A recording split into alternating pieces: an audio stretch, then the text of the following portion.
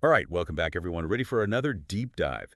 This time we're heading to 20th century India, specifically the latter half, to explore its economic evolution. It's a story of modernization, globalization, and of course, a fair share of challenges along the way. And to help us untangle this intricate web, we've got a mix of historical accounts and economic analyses. This is going to be a fascinating ride, so buckle up. Definitely. It's really a story that goes beyond just like numbers and policies. It's fascinating how these economic shifts impacted everything from daily life to India's role on the world stage. Exactly. It's like watching this chain reaction, but in slow motion. So let's rewind to the beginning. India in the 1960s, newly independent, fresh out of British rule. What did the economic landscape look like back then? Well, you got to consider centuries of East India Company influence followed by direct British rule. That legacy doesn't just disappear overnight. There were these lingering colonial structures, like the steel frame of the civil service, that continued to shape how things operated. So not exactly a clean break. Did those remnants of the British Raj hold India back? Or did they maybe provide some sort of foundation? It's kind of both, honestly. Yeah. Sure, some systems were inherited, but this new India was forging its own identity, both politically and economically. And that's really important to remember. Okay, so that's the backdrop. Now, one of the first major events we stumble upon is this thing called the Green Revolution. I'm picturing fields bursting with crops, but I'm guessing it's a bit more complex than that. Oh, the Green Revolution was a turning point, no doubt. It brought about remarkable agricultural growth driven by these new technologies like high-yielding wheat varieties and a massive expansion of irrigation. Sounds like a home run, so what's the catch? Well, like most things, the benefits weren't exactly spread evenly. Wheat-growing regions like Punjab and Haryana saw huge gains, but rice-growing regions like Bengal, not so much. Huh. So a story of progress, but with some pretty significant caveats. It's kind of like how we talk about the digital divide today, right? Access to technology isn't universal. Hmm. Feels like a similar situation, just in a different context. Precisely. Technological advancements don't just magically erase existing inequalities. Sometimes they can even worsen them if we're not careful. The Green Revolution is a prime example of that. It's like that saying, a rising tide lifts all boats. But what if some boats are already underwater? Makes you think about how progress needs to be inclusive, not just focused on overall growth. Absolutely. And as India started to move towards industrialization, this unevenness, this gap between different regions and sectors, it remained a key factor. Okay, so let's shift gears and talk about that industrial development. I know India gradually moved towards a more liberalized economy, but how did they get there? What were those early steps like? It was a pretty complex transition. Initially, India adopted this strategy called import substitution industrialization, basically limiting imports to encourage domestic industries. So it's like putting training wheels on your own industries, Right. letting them grow stronger before exposing them to the full force of global competition. That's a great way to put it. But over time, India realized it needed to open up its economy more to really modernize. That's where those market-oriented reforms, the liberalization policies, started to come into play. I'm sensing this is where things get really interesting, maybe a little bumpy too. You're not wrong. Liberalization came with its own set of challenges, especially when it came to integrating into the global economy while still trying to safeguard domestic interests. Inflation became a persistent problem, often tied to events happening far beyond India's borders. Like how? Give me an example. Think about the 1987 drought, devastating impact on agricultural production in India, and that rippled outward, affecting food prices and inflation rates globally.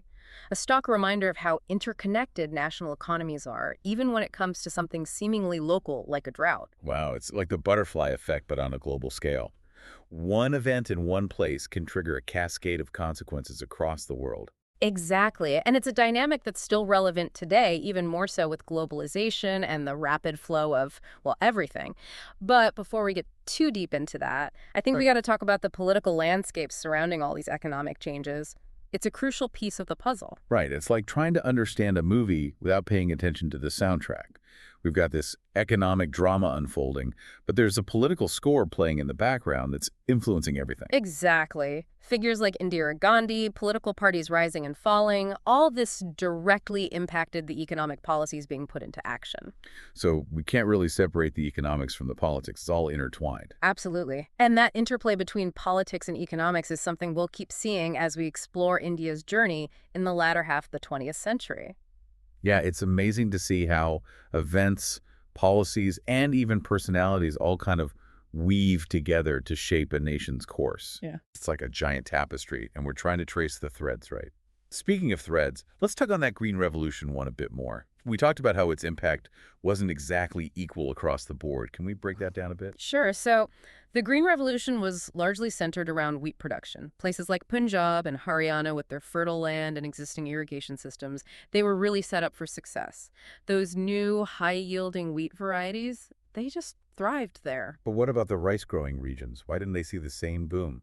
Well, there are a couple reasons. First, those new rice varieties that were developed weren't really as suited to the specific climate and soil conditions in many rice-growing areas of India. And second, rice farming in those regions, while it often happened on these smaller, more fragmented plots of land, it was just harder to effectively apply those new technologies. So it wasn't just about handing farmers new seeds.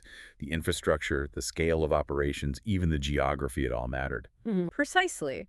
And that's a crucial point. Even the most groundbreaking tech can't solve every problem. There's always a context, a bigger picture to consider. Like trying to fit a square peg in a round hole. Sometimes the solution has to be tailor-made for the specific situation. And that brings us to the next stage of India's economic story. Industrialization. We mentioned how India initially went with that import substitution model, but like you said earlier, there were some hiccups along the way. I'm curious about those hiccups. What were the drawbacks of trying to build up domestic industries by, well, essentially shutting out imports? For one thing, it can lead to inefficiencies. If your industries are shielded from competition, there's less incentive to innovate, to become more productive, and you also run the risk of ending up with higher prices for consumers. So it's a balancing act, trying to nurture your own industries, but potentially sacrificing efficiency and affordability in the process. Precisely. And over time, India realized this approach wasn't really sustainable in the long run. The world was becoming more and more interconnected, and India needed to find a way to participate in that global market while also safeguarding its own interests. Okay, so this is where liberalization comes in, opening up to trade, welcoming foreign investment, and basically letting market forces play a bigger role. But I imagine that wasn't an easy shift. It wasn't. It was a very delicate balancing act. And like we discussed before, one of the major challenges that popped up was inflation. Right, that 1987 drought really threw a wrench in the works, didn't it? It did. It really highlights how even seemingly localized events can have these ripple effects across the global economy. A drought in India can lead to higher food prices, which then impacts inflation rates in other countries. It's a domino effect. It makes you realize how interconnected we all are, even on a purely economic level. We're all part of this intricate web of supply chains, trade routes, and financial flows. Exactly. And it's a web that's only gotten more complex and intertwined in the decades since. But before we get ahead of ourselves, let's zoom back in on India.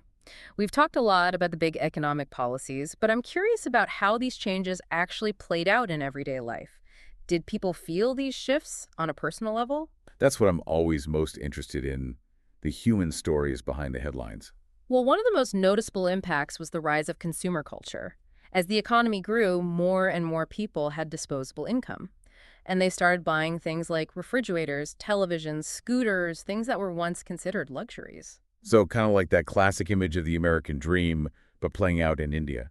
In a way, yes, it was a sign of growing prosperity, but it also had a significant impact on social norms, family structures, even religious practices. That makes sense. When your material circumstances change, it inevitably impacts other parts of your life, your values, your aspirations. Absolutely.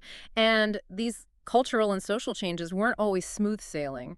There were tensions, conflicts, and resistance as people grappled with these rapid transformations. I can imagine. It's like being caught between two worlds, the comfort of tradition and the pull of modernity. How did people handle that tension? That's a great question. It played out in different ways in political debates, religious movements, artistic expressions. It was a time of excitement, but also uncertainty as India tried to find its new path, balancing its rich heritage with its aspirations for the future. So it wasn't just about economic indicators going up or down. It was about real people grappling with big questions about their identity, their values, their place in the world. Precisely. And as we keep exploring India's economic journey in the latter half of the 20th century, it's important to keep that human dimension in mind. Okay, so we've got this multi-layered story unfolding: economic policies, political maneuvers, cultural shifts, and those personal stories of individuals caught in the middle of it all. A lot to take in. What's the one thing you'd want listeners to walk away with so far? I think the key takeaway is this. Economic transformation is never just about the numbers. It's about people. It's about choices, consequences, and that constant interplay between individual lives and the bigger forces shaping the world around us. And in India's case, it's a story that's still being written. That's a powerful point. It reminds us that history isn't just something in a textbook. It's a living, breathing thing that's still shaping our present and our future. But before we get too philosophical, let's dive back into the specifics of India's economic journey. We've talked about the Green Revolution and industrialization, but there's another big piece of the puzzle we need to address: liberalization. Ah, yes, liberalization. That's where things get really interesting on a global scale. Exactly. India starts opening up its economy, embracing market forces, integrating into the world economy in a whole new way. What were the driving forces behind this shift? Well, there were a number of factors. By the 1980s, it was pretty clear that the import substitution model had run its course. We talked about those limitations earlier, the potential inefficiencies, the higher prices for consumers. Right. And on top of that, the global economy was undergoing massive change. New technologies popping up, trade barriers coming down. In countries like India, they realized they had to adapt if they wanted to keep up. So it was partly a response to internal pressures, those limitations of the existing model, and partly a response to external pressures, the changing dynamics of the global economy. Exactly. A combination of push and pull factors. And of course, the political context played a role as well. Right. Can't forget about that political soundtrack playing in the background. Absolutely.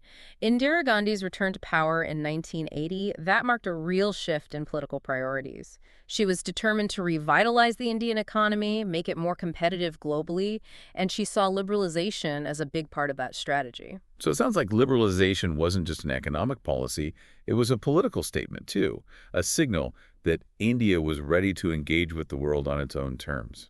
That's a great way to put it. It was a bold move, and it definitely came with its own set of challenges. I'm sure there were plenty of people who weren't too happy about this move towards a more open market economy. There were. Liberalization brought concerns about job losses, traditional industries disappearing, the potential for exploitation by foreign companies. It was a very complex and controversial issue. Like they say, change is hard, but sometimes it's necessary. Exactly. And for India, liberalization was seen as a necessary step to modernize the economy, boost growth, and integrate into that global marketplace. Okay, so we've set the stage. India's on this path of liberalization, but it's not a smooth ride. What were some of the specific challenges they faced? Well, one of the most immediate was managing inflation. As the economy opened up, there was this influx of foreign goods which put pressure on prices to go down. But at the same time, demand for certain goods and services was increasing, which could drive prices up. So it's like trying to balance on a seesaw. You've got these competing forces pushing prices up and down. Precisely. Finding that equilibrium wasn't easy. The government had to implement various policies to try and keep inflation in check, like adjusting interest rates and managing the money supply. I imagine there was also a lot of pressure to create jobs, especially as some of those traditional industries began to decline. Absolutely. Job creation became a major political concern as people worried about how globalization would impact their livelihoods. The government had to find ways to support the growth of new industries while also providing safety nets for those who were displaced by the economic shifts. It's a delicate balancing act, trying to embrace the opportunities of a globalized economy while also addressing the potential downsides. Exactly. And it's a challenge that many countries are still struggling with today. So it's not like India had this unique set of problems. These are universal challenges that come with navigating the complexities of a globalized world. Precisely. And by looking at how India approached these challenges, we can get some valuable insights into those broader dynamics of economic transformation and global integration. Okay, so we've talked about the challenges, but what about the successes? Did liberalization deliver on its promises? Well, that's a tough one. There's no denying that liberalization led to considerable economic growth in India. The economy opened up, foreign investment came pouring in, new industries emerged, but the benefits of that growth weren't always evenly distributed. We've seen that pattern before: progress, but with some strings attached. Exactly.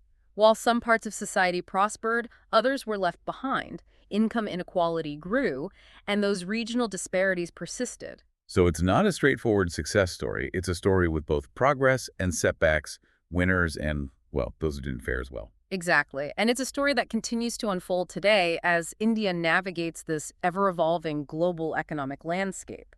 It's fascinating to see how all these threads, economic policies, political decisions, social and cultural changes all come together to create this complex tapestry of India's journey in the latter half of the 20th century. It truly is, and it's a journey packed with lessons for anyone interested in understanding the intricacies of economic development, globalization, and how these large-scale transformations affect people. Totally agree. But before we get too caught up in the big picture, I want to focus on one specific aspect of liberalization that I find particularly interesting: the role of technology. Ah, yes. Technology played a crucial role in shaping India's economic path during this period. I'm thinking specifically about the IT sector, which really began to take off in the late 80s and early 90s. Was that a direct result of liberalization? It definitely had a part to play. Liberalization created a much more welcoming environment for foreign investment, which helped fuel the growth of the IT It sector. was like opening the doors and letting the fresh air in. Exactly. And the Indian IT industry, it was quick to seize those opportunities. A highly skilled workforce, relatively low labor costs, a growing pool of entrepreneurs. Almost like India was in the perfect position to capitalize on that specific moment in history. In many ways, it was.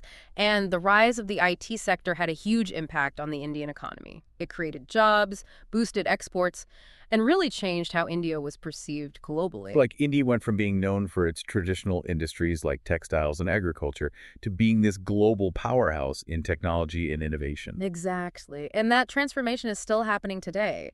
India is now a major player in the global tech scene with a flourishing startup environment and more multinational companies setting up shop there. A remarkable story of adaptation and innovation. It really is. And it highlights how liberalization, combined with the right conditions and a willingness to embrace change, can lead to some really extraordinary transformations. So as we wrap up this part of our deep dive, what's the key takeaway you'd want our listeners to think about?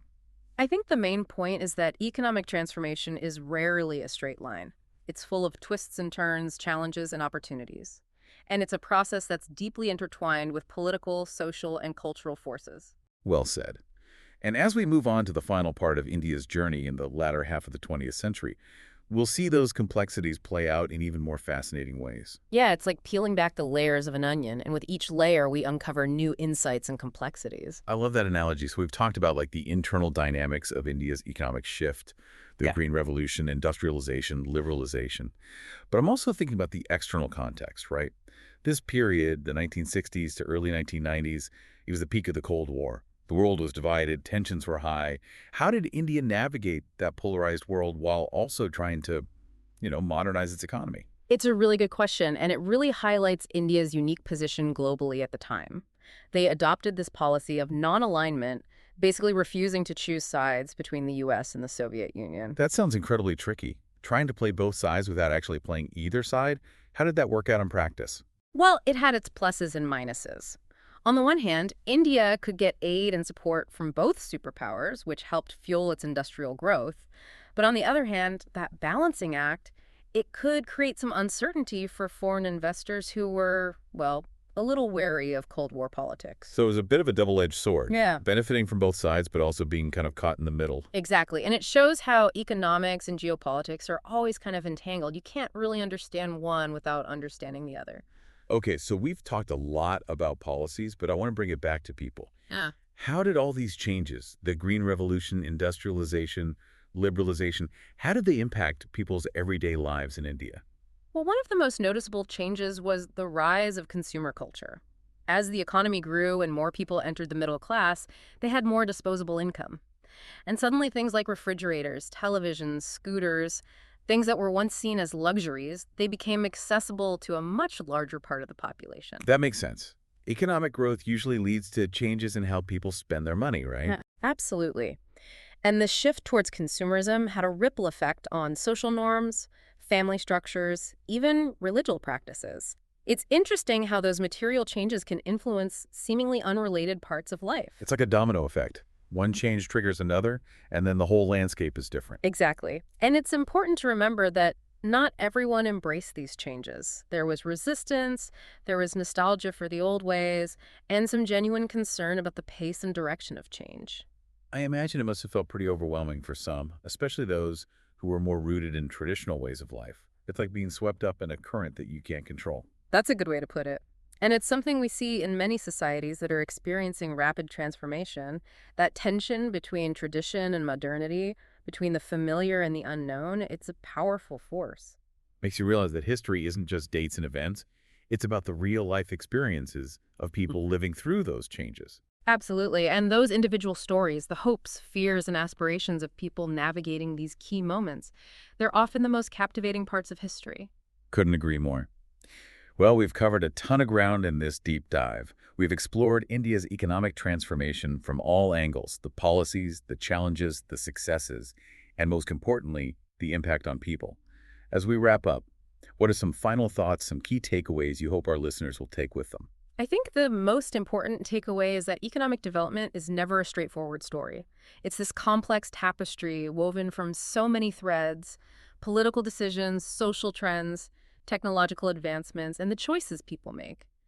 And understanding that complexity is essential if we want to really grasp the world around us. That's such a great point. It reminds us to look beyond the surface, to consider the nuances, to appreciate how everything is connected. Exactly. And when it comes to India, it's a story that's still being written. That economic transformation that started in the latter half of the 20th century, it's still shaping India's path today, and its impact is felt globally. So it's not just a history lesson. It's a story that's still relevant to our present and our future. Precisely. And I hope this deep dive has sparked some curiosity in our listeners, encouraged them to keep exploring India's journey and its role in the world. It's a story full of insights, challenges, and ultimately a testament to the resilience and ingenuity of humanity. Well said. And to all our listeners out there, thanks for joining us on this incredible exploration. Until next time, keep those minds curious and keep diving deep into the complexities of our world.